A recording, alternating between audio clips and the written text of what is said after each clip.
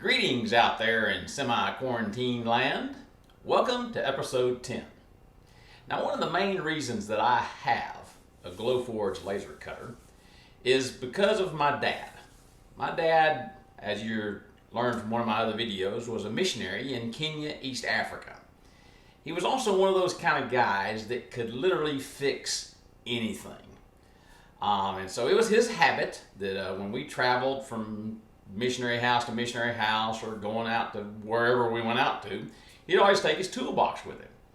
And of course, once we got there, he'd end up fixing something. And that was kind of his joy. He really enjoyed obviously sharing the gospel, but he obviously enjoyed fixing things for people as well.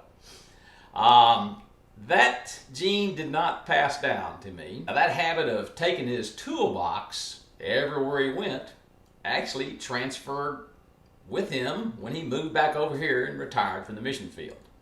He did that here in the United States for several years. Just recently, however, we had to move into an assisted living facility. Of course, an assisted living facility, you're limited to how far you can travel. And I saw a part of my dad wither and literally die because he couldn't take his toolbox out and fix things for people. And I thought to myself, Kenny, you can't do much fixing, but you can do some things. What can you do so that in your waning years, you won't feel like you're not contributing to society? I thought, well, these little fingers can make computers do something. Why don't I figure out something to do with that? And that was where the Glowforge came in to being a reality for me, because I figured out if I can make a computer dance, I can do some things on it, make it draw, and if I can punch that button on the Glowforge with my nose, I can make it cut something. So I can stay creative. It's also, though, about providing me a fairly good source of income in my retirement years, because you just never know obviously you never know what the future holds. But the other thing it is it's fun. And that's what today's video is all about.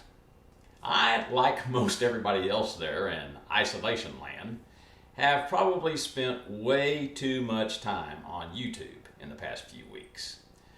Everyone has their favorites. As a matter of fact, you can see some of mine if you look at the saved playlist somewhere on this page. Okay, one of my favorites that I've recently discovered is made by a family called the Holderness family. And while watching one of their videos during a break, I stumbled across their video on marriage. You'll see that link somewhere on the screen here. And I knew that Kim meant well by giving Penn a medal for him helping around the house. But I honestly felt like she needed to up her game a little bit. Well, I've said before that to have an idea when one owns a laser is to have the prototype half done. I now present to you the Best-est Husband Award. As you can see, it has a heartfelt message on the front of the piece, my representation of the COVID-19 virus, and of course a little inscription telling you to thank you for bearing with me. Also got a cutout of a bear from somewhere. On the back of the piece